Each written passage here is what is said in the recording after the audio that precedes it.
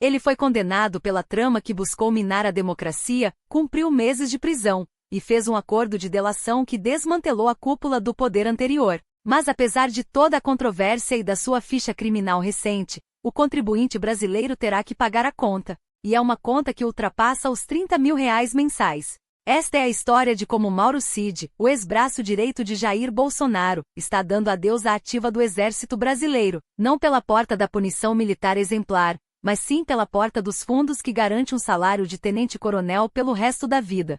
É um paradoxo gritante que expõe a complexidade, e para muitos a fragilidade, das normas que regem o sistema militar em casos de alta repercussão política e criminal. Mauro Cid, para todos os efeitos, está deixando de ser um militar da ativa. A autorização para que ele vá para a reserva finalmente veio, e o processo deve ter início neste final de semana. Mas atenção, ir para a reserva não significa aposentadoria sem remuneração. Longe disso. Significa que ele passa a ser um militar inativo, um civil, mas que mantém todos os privilégios financeiros da sua patente. Vamos aos fatos e aos números.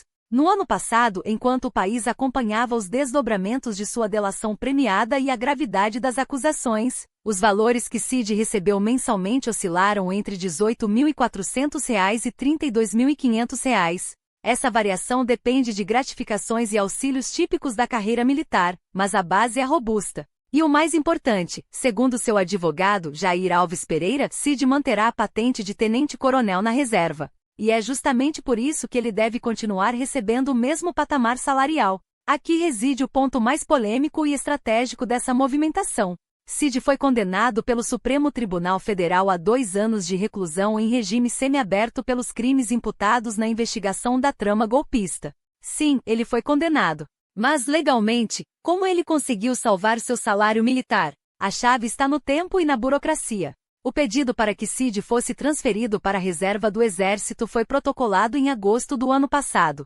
Essa data é crucial porque antecedeu a sua condenação formal na esfera civil. Para ser transferido, a defesa de Cid solicitou seu enquadramento na chamada cota compulsória. O que isso significa? É um mecanismo previsto em lei para o desligamento de militares que não completaram o tempo total de serviço, 35 anos no caso dele, mas que atingiram certos critérios de permanência ou foram compulsoriamente desligados por motivos alheios à disciplina, ou seja, que não envolvem a expulsão sumária por má conduta grave no serviço ativo. Ao ser enquadrado na cota compulsória, Cid recebe uma remuneração proporcional ao seu tempo de carreira. Dada a sua alta patente, mesmo a remuneração proporcional, com base nos valores que vimos, colocam no topo da folha de pagamento pública.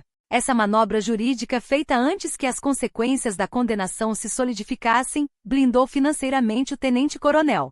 Se o processo disciplinar interno no Exército tivesse sido mais rápido, ou se a condenação tivesse ocorrido enquanto ele ainda estava na ativa sem o pedido de reserva protocolado, a situação poderia ser radicalmente diferente. O artigo 119 do Estatuto dos Militares prevê que o oficial condenado à pena restritiva de liberdade por período superior a 2 anos, em sentença transitada em julgado, será submetido a um processo de perda de posto e patente.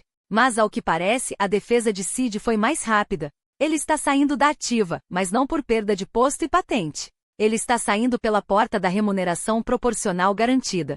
O que muda para ele, além do contra-cheque? Primeiro, a vida militar ativa termina. Cid não prestará mais serviço diário ao Exército Brasileiro, não exercerá função, nem comandará tropa ou ocupará cargo administrativo. Ele precisará, inclusive, deixar a vila militar, onde residia como militar da ativa. Em termos práticos, como disse seu advogado, ele se torna um civil. Existe uma ressalva. Ele é um militar da reserva, o que significa que, tecnicamente, ele pode ser chamado em caso de guerra. Mas no cenário atual, essa é uma formalidade legal distante da realidade. A grande questão, e o ponto central para a discussão política e social, é a ética e a justiça por trás desse arranjo.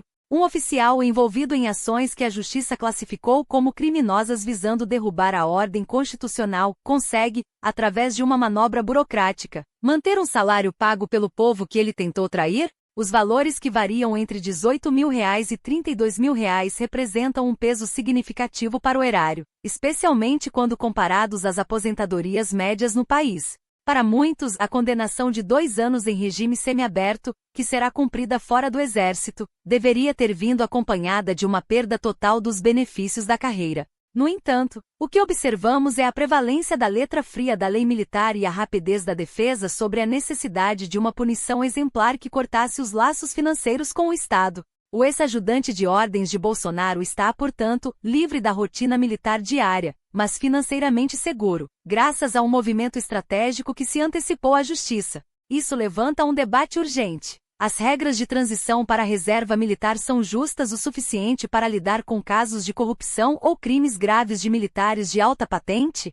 Ou o Estado está pagando caro, literalmente, pela manutenção de privilégios de quem jurou defender a pátria, mas agiu contra ela? Mauro Cid agora será um tenente-coronel da reserva, um civil remunerado com um salário que choca, e a resposta final sobre a ética dessa situação cabe ao julgamento público. Deixe sua opinião aqui embaixo.